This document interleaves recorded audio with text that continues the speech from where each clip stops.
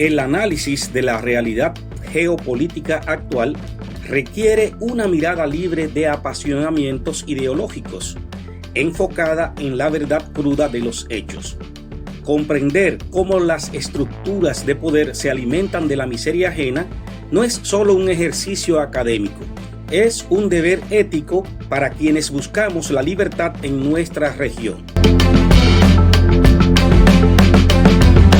Este estudio sobre el vampirismo estatal en Cuba es fundamental para entender por qué en este año 2026 el colapso de una pieza en Venezuela está provocando el derrumbe de todo un tablero de ajedrez en el Caribe.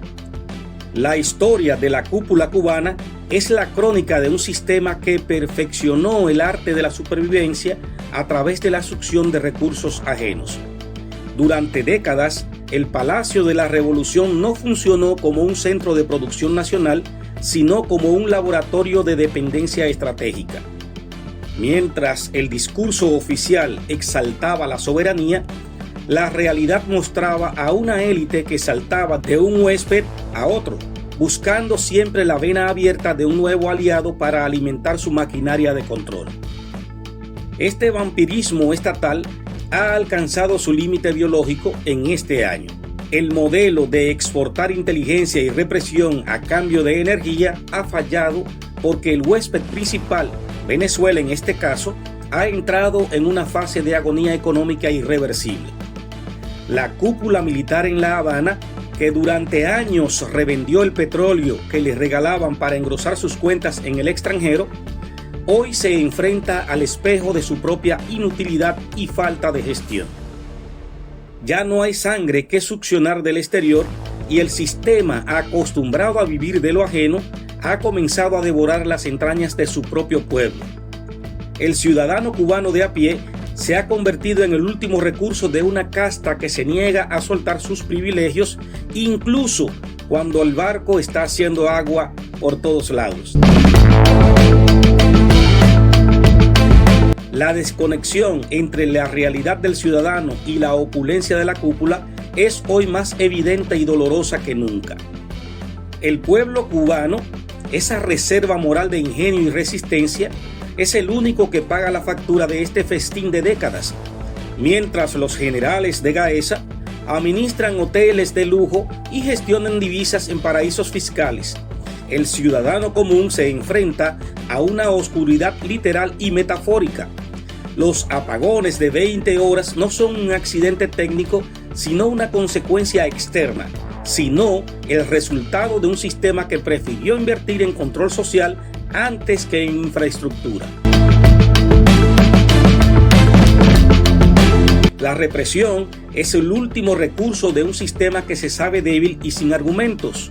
Al perder el flujo constante de dólares y crudo venezolano, la cúpula ha sustituido el bienestar por el miedo sistémico. Cada patrulla en las calles de La Habana y cada acto de vigilancia es una confesión de impotencia frente a una población que ha perdido el miedo porque ya no le queda nada material que proteger. Es indignante observar cómo el discurso de la solidaridad internacional fue utilizado para encubrir un negocio de explotación masiva. Los profesionales cubanos, enviados como moneda de cambio por petróleo, han sido las víctimas de una estructura de trata estatal. Ese dinero generado con el sudor de los médicos nunca llegó a los hospitales de la isla, sino que fue succionado por la burocracia para mantener el control político sobre la región. El mito del modelo cubano se está desintegrando frente a la mirada del mundo. No es el embargo lo que detiene el proceso de Cuba, es el cerrojo interno de una gerontocracia que prefiere ver a su país hundido en la miseria antes que ceder un ápice del control.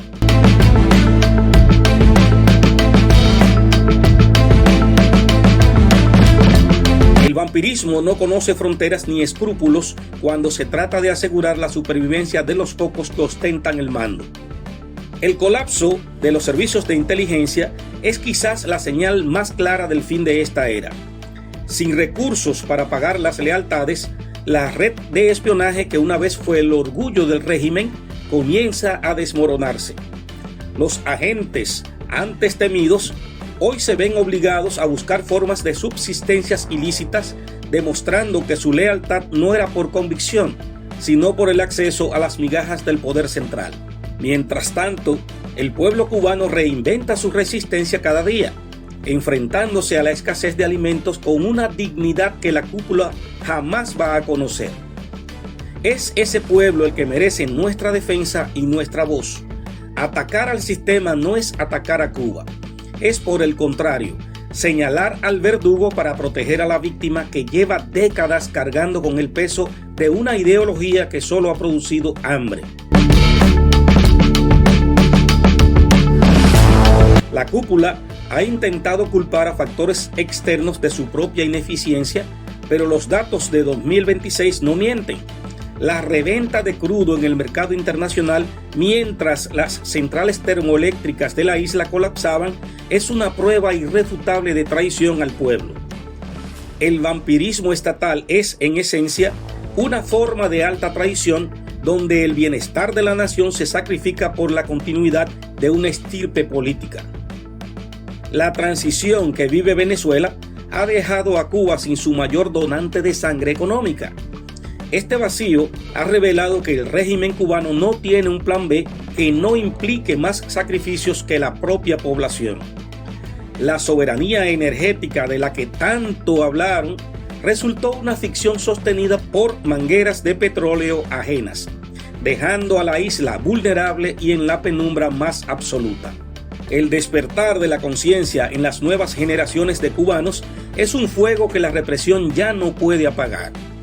Estos jóvenes han nacido viendo el contraste entre el discurso de austeridad de sus líderes y la vida de lujo de los hijos de la cúpula.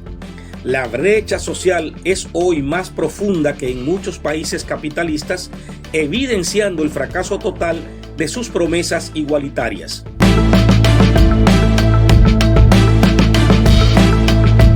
Debemos ser claros. La defensa de los derechos humanos no tiene ideología. Defender al pueblo cubano significa denunciar a quienes le niegan el derecho a prosperar y a decidir su propio destino. El vampirismo estatal es una estructura de asfixia que utiliza la propaganda para ocultar que se está alimentando de la libertad y del futuro de millones de seres humanos. El impacto de este colapso se siente en toda la región, pero la esperanza reside en la capacidad del pueblo para reconstruirse. Cuba no es un régimen. Cuba es su cultura, su gente y su historia. Elementos que deben sobrevivir mucho después de que los responsables de este desastre hayan pasado al olvido. La resiliencia del cubano es la garantía de que habrá un mañana diferente. La cúpula militar ha intentado convertir a la isla en una base de operaciones para economías oscuras con tal de no perder el poder. Al verse aislados de los circuitos financieros legales, han recurrido a alianzas peligrosas que no solo traen más miseria. Este es el camino equivocado, y ya lo hemos hablado, un sendero que solo conduce a la destrucción de los valores nacionales.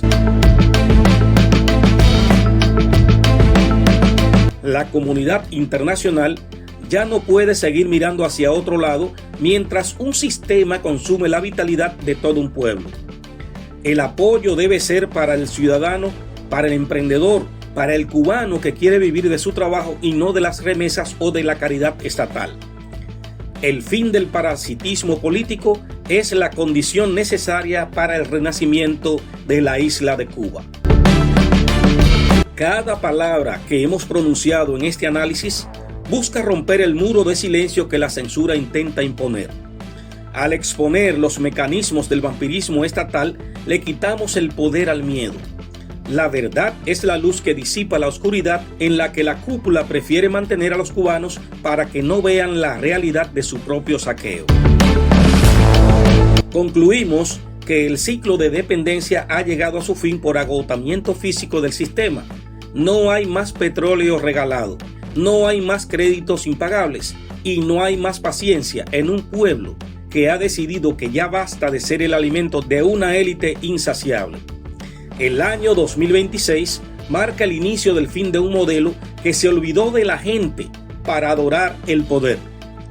Si este análisis reflexivo te ha ayudado a ver más allá de la propaganda y crees que es vital defender al pueblo cubano frente a los abusos de su cúpula, te invito a suscribirte al canal. Tu suscripción nos ayuda a seguir siendo una voz libre e independiente que no teme decir las cosas por su nombre. Únete a nuestra comunidad y suscríbete ahora para más análisis de impacto. Yo soy Enrique Mercedes. Gracias por su atención.